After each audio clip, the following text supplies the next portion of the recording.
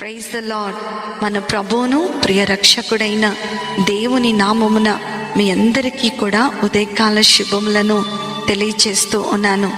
యేసుతో అనుదిన ఆత్మీయ ప్రయాణం, a spiritual walk with Jesus అనేటువంటి అనుదిన ధ్యానములో నాతో పాటు కలిసి ఏకీభవిస్తూ ఈ వాక్యము ద్వారా బలపరచబడుతూ ఈ వాక్యములోనికి మీరందరూ నడిపించబడుతున్నందుకే దేవునికే మహిమ కలుగును కాక.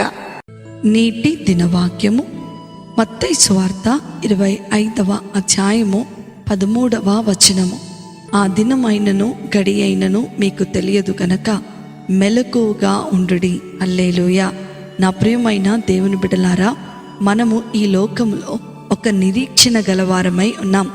మనము దేవుని రాజ్యములో చేరాలని, ఆయన రాకడలో మనము ఎత్తబడాలని ఆశ గలవారమై ఉన్నాం. అయితే దానిని మనం పొందుకోవడానికి మెలకువ గలవారమై ఉండాలని దేవుని యొక్క వాక్యము సెలవిస్తూ ఉంది. మరి ఏ విషయాల్లో మనము మెలకువ గలవారమై ఉండాలంటే, మొదట మనము పాపములో పడిపోకుండా ఉండటానికి మెలకువ కలిగి ఉండాలని దేవుని యొక్క వాక్యము సెలవిస్తూ ఉంది. దేవుని యొక్క లేఖనాలు గనక మనం చదువుకున్నట్లయితే, నిబ్బరమైన బుద్ధి గలవారై మెలకుగా ఉండుడి, మీ విరోధి అయిన అపవాది గర్జించు సింహము వలె ఎవరిని మృంగుదునో అని వెతుకుచు తిరుగులాడుచున్నాడు. లోకమందున్న మీ సహోదరుల యందు ఈ విధమైనటువంటి శ్రమలే నెరవేర్చున్నవని ఎరిగి విశ్వాసమందు స్థిరులై వానిని ఎదురించుడి. హల్లెలూయా. నా ప్రియమైన దేవుని బిడ్డలారా, సాతాను మనలను దేవునికి దూరం చేయడానికి ఎలాంటి పన్నాగాలైనా పన్నుతూనే ఉంటుంది. అది సింహము వలె ఎవరిని మృంగుదునా అని ఎదురు చూస్తూ ఉంటుందంట. అందుకనే మనము మెలకువ కలిగి వాడి యొక్క కుతంత్రాలను దేవుని యందు స్థిరమైనటువంటి విశ్వాసము వలన జయించే వారమై ఉండాలని దేవుని యొక్క ఆశ. రెండవది మనం చూసినట్లయితే, మనలో ఉన్నటువంటి పరిశుద్ధతను కాపాడుకోవాలి. పరిశుద్ధులకు అనేక శ్రమలు కలుగుతాయి. అయితే అవన్నీ వారికి మేలు కలుగుటకే కలుగుతాయని గ్రహించి ఆ శ్రమలో మన పరిశుద్ధతను కోల్పోకుండా ఉండాలి. లేఖనాలలో ఒక చక్కటి ఉదాహరణ గనక మనం గమనించినట్లయితే, యోసేపు పరిశుద్ధతను కోల్పోజేయటకు శ్రమ పోతీఫరు వారి ద్వారా అతనికి కలిగిందంట.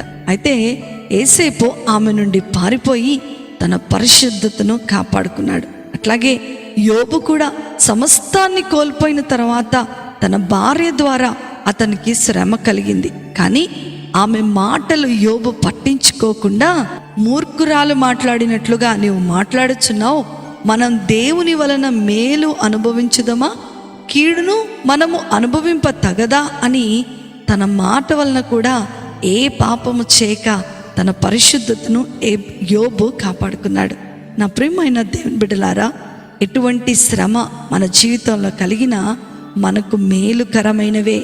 ఆ శ్రమను దేవుని వలన ఆశీర్వాదముగా మలుచుకునే వారమై ఉండాలని ఉదయకాల సమయంలో దేవుడు నీతో నాతో మాట్లాడుతున్నాడు.